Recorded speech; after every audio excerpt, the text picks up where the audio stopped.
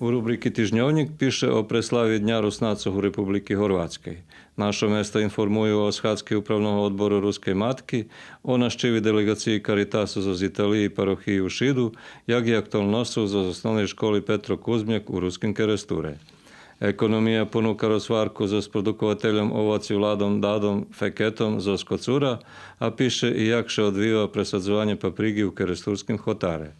Kultúra i prosvita informuje o promociji projektu Bilingválny STEM ženy u nauky predstaveným u Beogradze, zaznačena pozariadova skupština KUD Žatva i predstavljanje Keresturske štrednje školy i gimnaziji mali maturantom u Đurđove i Kocure.